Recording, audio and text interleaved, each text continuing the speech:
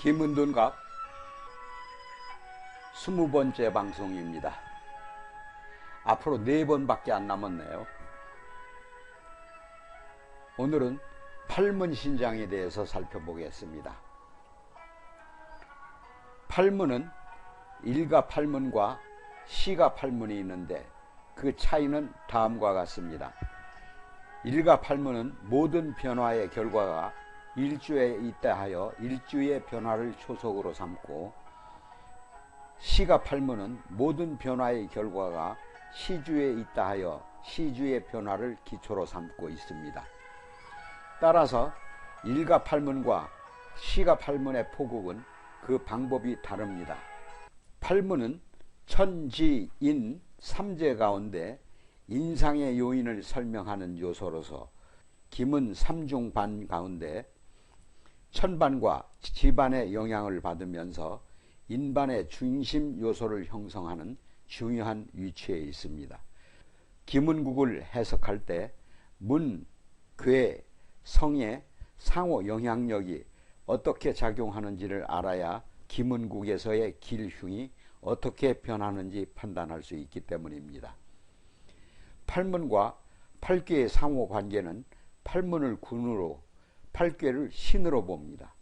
하지만 팔문과 구성의 상호 관계는 팔문을 신으로, 구성을 군으로 봅니다. 그리고 팔문의 기륭의 강약을 판단할 때는 절 후에 왕, 상, 휴, 수, 사를 참고하는데, 가령 팔문 가운데 계문의 정의궁이 건궁이므로 기본 오행의 속성은 금에 해당합니다. 따라서 계문이 토궁이나 금궁에 붙어야 길성이 강화되며, 팔문을 해석할 때 길문이 연, 월, 일, 시궁에 붙으면 그 길함은 더욱 발휘할 수 있습니다.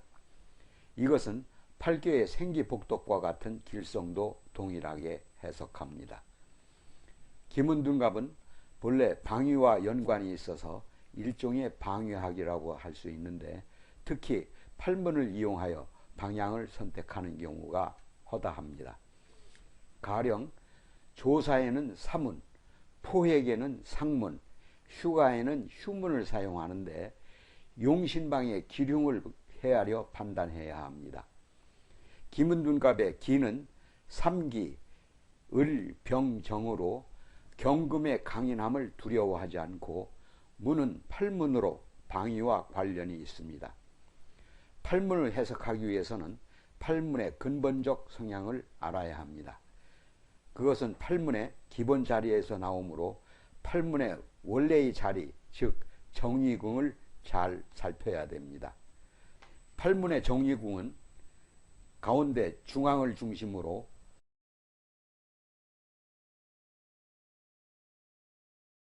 시계 방향으로 경문, 사문, 경문, 계문, 휴문, 생문, 생문 두 문으로 나눠지게 됩니다.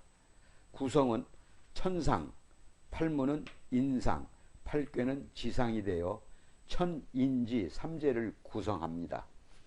그리고 팔문에 변화하는 순서는 생, 상, 두, 경, 사, 경, 계, 휴 이런 순서로 차례대로 암기를 해야 합니다.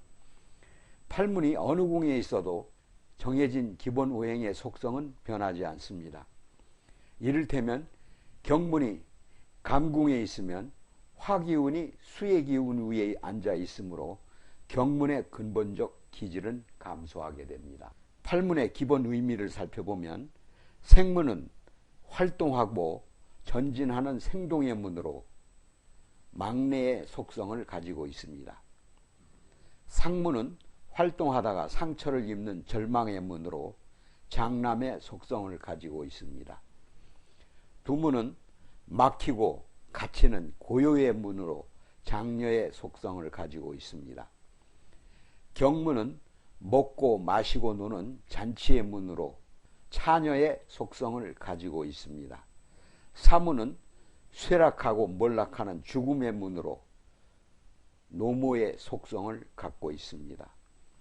경문은 놀라고 불안한 변동의 문으로 막내 손녀의 속성을 갖고 있습니다. 계문은 시작을 의미하고 개척하는 활동의 문으로 노부의 속성을 갖고 있습니다. 휴문은 쉬고 준비하는 휴식의 문으로 차남의 속성을 갖고 있습니다. 일가팔문의 부법에 대해서 살펴보죠. 일가팔문의 부법은 간궁에서 시작하여 각 궁마다 3일씩 머무르며 이동하는데 갑자에서 개미까지 3일씩 세어가다 보면 시간이 많이 소요되므로 오자원법을 이용하면 편리합니다. 오자란 육갑 중 갑자 순중의 갑자, 갑술 순종의 병자, 갑신 순종의 무자, 갑오 순중의 경자, 갑진 순종의 임자이므로 갑자, 무자, 임자, 병자, 경자를 오자라고 칭합니다. 갑자, 무자, 임자의 수는 간궁으로부터 시작되고 병자, 경자수는 감궁으로부터 시작됩니다. 양둔국을 살펴보면 일주를 기준하여 3일씩 거류하게 됩니다.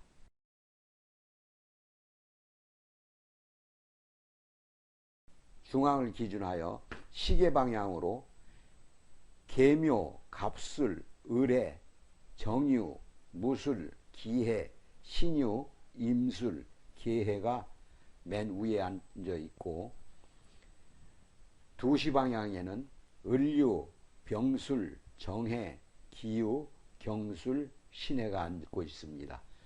그리고 동쪽 방향에는 정묘, 무진, 기사, 신묘, 임신, 계사, 을류, 병진, 정사 이렇게 앉아 있고요.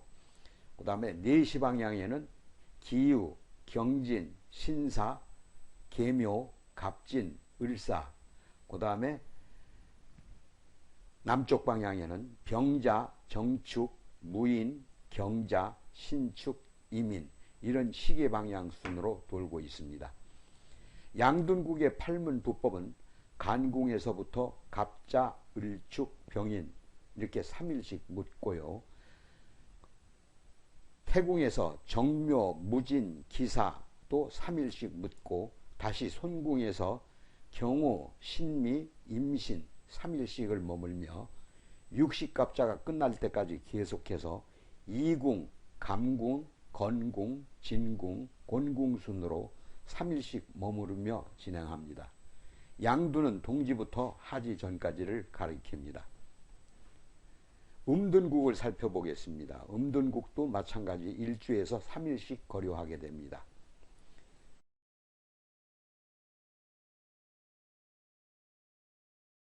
중앙을 기준으로 위에가 북쪽이죠. 기묘, 경진, 신사, 계묘, 갑진, 을사를 비롯해서 시계 방향으로 쭉 돌고 있습니다. 그래서 남쪽이 병자, 정축, 무인, 경자, 신축, 이민이 위치하고 있습니다. 시계 방향으로 돌고 있기 때문에 도표를 참고하시기 바랍니다. 음둔국의 팔문 부법은 간궁에서부터 갑자, 을축, 병인 3일씩 머무르고 다음 곤궁에서 정묘, 무진, 기사가 3일씩 머물고 다시 진궁에서 경호, 신미, 임신 이렇게 3일씩 머무릅니다. 육식갑자가 끝낼 때까지 계속해서 건궁, 감궁, 이궁, 손궁, 태궁 순으로 3일씩 머무르며 진행하게 됩니다. 음두는 하지부터 동지 전까지를 가리킵니다. 1975년 음력 3월 21일 유시생의 평생국을 살펴보겠습니다. 을묘년 갑진월 무신일 신유일인데요. 천간이 2758이 됐죠. 2758이 배열된 수치가 도표에 나와 있으니까 참고하시기 바랍니다. 이 국의 일주는 무신이므로 경자순중에 들어있고 양둔국이므로 감궁에서부터 경자, 신축, 이민, 건궁의 계묘, 갑진, 을사, 진궁의 병호, 정미, 무신이므로 일주인 무신이 진궁에 있어서 진궁에서 생문을 일으켜 곤궁의 상문, 간궁의 두문, 태궁의 경문, 송궁의 사문, 감궁의 계문, 건궁의 휴문 순으로 3일씩 유하면서 돌려붙입니다.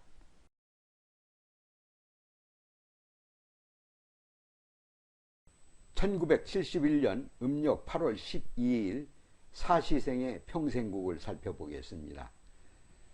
신해년 정유월 무오일 정사시가 되겠네요. 천간이 8454로 되어 있죠. 그러면 도표에 8458을 찾아보시면 국이 나옵니다. 위치가. 그 다음에 지지에 12, 10, 7, 6이 어느 위치에 소속이 되어 있는지 표로 살펴보시면 이해가 빠르실 겁니다.